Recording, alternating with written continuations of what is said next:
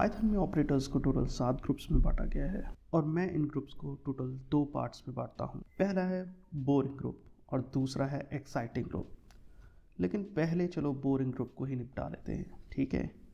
तो boring group में पहला आता है अर्थमेटिक ऑपरेटर्स। तो अर्थमेटिक जैसा कि तुम नाम सुन ही रहे हो, इसमें नॉर्मल अर्थमेटिक ऑपरेटर्स आते हैं। इसमें बाकी सारे तो नॉर्मल हैं, जैसे कि हमारे addition, subtraction, multiplication, division and modulus. 2 और भी हैं जो थोड़े से इंटरेस्टिंग हैं। तो पहला इंटरेस्टिंग वाला है एक्सपोनेंशियल। यहाँ पे देखो, जैसे E इक्वल्स mc² में c के ऊपर अगर तुम्हें स्क्वायर की पावर लगानी है तो तुम डबल बार स्टार लगाते हो और पावर लिख देते हो। तो यहाँ पे पावर 2 है और नंबर है हमारा c के ऊपर 2 की पावर लगाया तो वो c का स्क्वायर हो गया और इससे कंप्यूटेड रिजल्ट हमारा यहाँ पे आ गया। तो एक बार को चलिए हम इसको कमेंट करते हैं और इसे प्रिंट करके देख लेते हैं।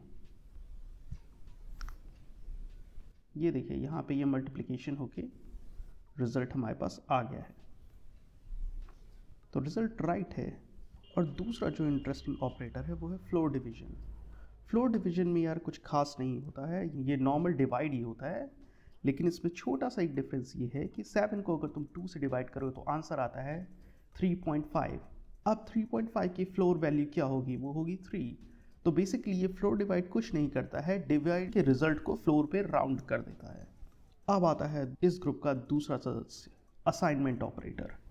असाइनमेंट ऑपरेटर लगभग सेम प्रकार के होते हैं, लेकिन उसमें भी 2 टाइप के हैं। एक तो नॉर्मल असाइनमेंट ऑपरेटर, जैसा कि तुम यहाँ पे देख रहे हो। अब देखो, यहाँ पे x पे हमने 5 असाइन किया और इसे प्रिंट किया तो x इक्वल्स 5 आया। तो यहाँ पे ये नॉर्मल असाइनमेंट ऑपरेटर हो गया। लेकिन अभी और भी कुछ खास तरीके के असाइनमेंट ऑपरेटर्स हैं अपने पास, जैसे कि असाइनमेंट विद एडिशन। तो इसमें क्या होता है, अगर तुमने x प्लस इक्वल्स 3 लिखा हुआ है तो ये इक्वल टू होता है कि अगर तुम x में 3 को ही जोड़ दो तो x इक्वल्स x प्लस 3, अगर ये वैल्यू लिखोगे तो ये लगभग इसी के सिमिलर होगा। तो बेसिकली हम इसका शॉर्ट हैंड कह सकते हैं x इक्वल्स x प्लस 3 का। तो इसको चला के अगर हम देखते हैं तो ये देखो, यहाँ पे पहला प्रिंट वैल्यू हमारी 5 आई थी और 5 में हमने 3 ऐड कर दिया तो हमारा आया 8। उसी तरीके से हमारे पास होता है सब्ट्रैक्शन असाइनमेंट। ये बिल्कुल ऐसा ही है कि तुम x की वैल्यू में 3 को घटा दो, x इक्वल्स x माइनस 3। तो अगर हम यहाँ पे इसे चला के देखें तो पहली वैल्यू हमारी 8 आ रही थी और 8 में से तुमने 3 या माइनस कर दिया तो तुम्हारे पास आंसर आया 5। ओके, तो इसी तरीके से बाकी सारे ऑपरेटर्स भी कर देता। तो ये रहे हमारे बाकी असाइनमेंट ऑपरेटर हैं। हमारे पास ये मल्टीप्लिकेशन ऑपरेटर्स है, डिवीजन ऑपरेटर है, मॉड्यूलस ऑपरेटर है, मॉड्यूलस असाइनमेंट ऑपरेटर है, फ्लोर डिवाइस असाइनमेंट ऑपरेटर है, पावर असाइनमेंट ऑपरेटर है। पावर असाइनमेंट ऑपरेटर लगभग ऐसा ही है कि अगर तुम x equals x to the power 3 कर दो या तुम x equals x power equals 3 कर दो तो वैल्यू सेम ही आएंगी। अब यहाँ पे एंड असाइनमेंट है कि अगर तुम x इक्वल्स एंड प्लस 3 करो, एंड 3 करो, या फिर तुम सीधे x को इस शॉर्ट फॉर्म में लिख दो। वैसे ही नॉट के लिए और वैसे ही हमारा एक्सॉर के लिए होता है। तीसरे नंबर पे बोरिंग ऑपरेटर्स में आते हैं हमारे कंपैरिजन ऑपरेटर्स। ये comparison operators other programming languages की तरह भी यहाँ पे सेम ही हैं, जैसे कि हमारे equality operator, not equality operator, greater than operator, greater than equal to and less than. अब आते हैं हमारे चौथे नंबर पे बिट वाइज ऑपरेटर। ये हमारे आखिरी बोरिंग ऑपरेटर्स में से एक हैं, जो करते तो काफ़ी इंटरेस्टिंग काम है, लेकिन ये एज यूजुअल हर अदर प्रोग्रामिंग लैंग्वेजेस में आपको मिल जाते हैं। तो इसका short description, and operator bit by bit run करता है और उसकी वैल्यूज़ को प्रिंट कर देता है। फॉर एग्जाम्पल, अगर 1 एंड 1 करेंगे तो हमारे पास 1 आएगा, 0 एंड 0 करेंगे तो हमारे पास 0 आएगा, 1 एंड 0 करेंगे तो 0 आएगा, 0 एंड 1 करेंगे तो 1 आएगा। बेसिकली 1 हमारा तभी आएगा जब दोनों ही बिट्स 1 होंगी। उसी तरीके से और है, अगर किसी भी एक बिट में अगर वैल्यू 1 है तो हमारा आंसर 1 आएगा। एक्सॉर तब होगा जब हमारी दोनों बिट डिफरेंट है, तब हमारा वैल्यू 1 आएगा। नॉट हमेशा 1 को 0 करेगा और 0 को 1 कर देगा। राइट शिफ्ट, लेफ्ट शिफ्ट किसी भी बाइनरी डिजिट में राइट साइड से 0 को पुश करता है और लेफ्ट मोस्ट बिट को फॉल ऑफ हो जाने देता है। वहीं पे राइट शिफ्ट हमारी किसी भी बाइनरी डिजिट में राइट साइड से लेफ्ट मोस्ट डिजिट को पुश करना स्टार्ट करता है और राइट मोस्ट में पड़ी हुई डिजिट को फॉल ऑफ हो जाने देता है। जैसे कि इस एग्जाम्पल में हमने लेफ्ट साइड से 0 को पुश किया और स्टार्टिंग के 1 को हमने यहाँ पे फॉल ऑफ हो जाने दिया, और राइट शिफ्ट के एग्जाम्पल में हमने लेफ्ट मोस्ट बिट जो कि 1 है उसको हमने राइट साइड से पुश किया और आगे वाले राइट मोस्ट 1 को हमने फॉल ऑफ हो जाने दिया।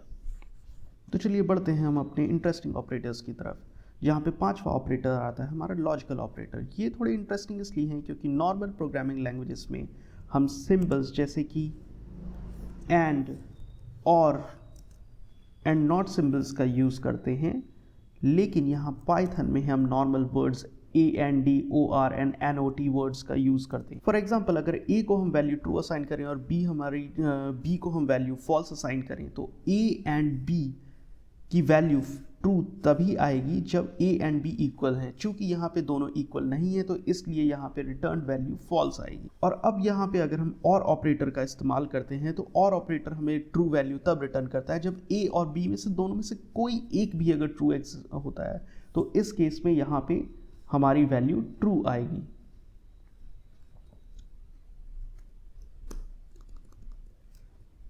और अगर हम यहाँ पे नॉट ए को प्रिंट करते हैं तो हमारा नॉट ए की वैल्यू को इन्वर्ट कर देगा। चूंकि ए की वैल्यू यहाँ पे ट्रू है तो नॉट ए की वैल्यू हमारी फॉल्स आएगी। चलिए आगे बढ़ते हैं। हमारा दूसरा इंटरेस्टिंग ऑपरेटर्स आते हैं आइडेंटिटी ऑपरेटर्स, जो कि आते हैं 6वें नंबर पे। ये दो टाइप के होते हैं, इज एंड इज नॉट।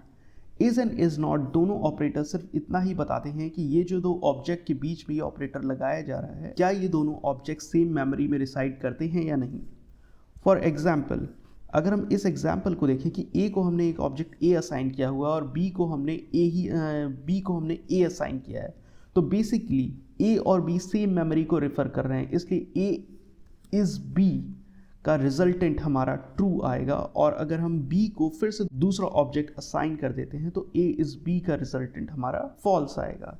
जैसा कि हम यहाँ पे देख पा रहे हैं a इज b पहले केस में हमारा ट्रू आ रहा है क्योंकि यहाँ पे b को a ही असाइन किया गया है, लेकिन चूंकि हमने यहाँ पे लाइन नंबर 10 पे b को ओवरराइट कर दिया है एक दूसरे ऑब्जेक्ट से जो भले ही पहले a को असाइन किए ऑब्जेक्ट जैसा ही दिखता है, लेकिन चूंकि ये दोनों ऑब्जेक्ट्स में अलग अलग मेमोरी लोकेशंस पे रिसाइड करते हैं, इसलिए a इज b की वैल्यू फॉल्स आएगी, जो कि हमें यहाँ पे दिख रही। अब अगर हम यहाँ पे a इज नॉट को असाइन करें, जो बेसिकली ये कहता है क्या a b के बराबर नहीं है, यानी कि a और b की मेमोरी डिफरेंट है, तो रिजल्ट हमारा ट्रू आएगा। क्यों? क्योंकि a और b दोनों अलग अलग मेमोरी में रखे गए ऑब्जेक्ट्स हैं। अब हमारा तीसरा इंटरेस्टिंग ऑपरेटर्स हैं मेंबरशिप ऑपरेटर्स। ये भी दो टाइप के होते हैं, इन एंड इन नॉट।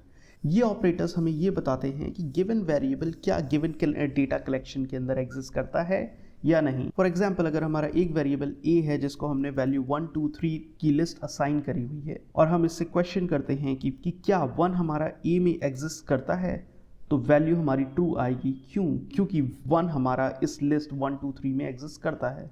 वहीं पे अगर हम इससे ये क्वेश्चन करें क्या 7 हमारा इस लिस्ट में एग्जिस्ट करता है, रिजल्ट आएगा फॉल्स, क्योंकि 7 हमारा इस लिस्ट में एग्जिस्ट नहीं करता है। तो ये हो गया हमारा in operator. Not in operator just हमें इसका उल्टा बताता है। ये कहता है कि क्या 7 हमारा a में एग्जिस्ट नहीं करता है। चूंकि 7 हमारा a में एग्जिस्ट नहीं करता है, इसलिए इसके लिए रिटर्न वैल्यू हमारी true I. So that's it guys. आज के लिए हमारे 7 ऑपरेटर्स हमने कवर कर लिए हैं, जिसमें से कुछ बोरिंग थे और 3 हमारे इंटरेस्टिंग। तो होप ये आपको हेल्प करेगा। हम मिलते हैं आगे अपनी नेक्स्ट वीडियो।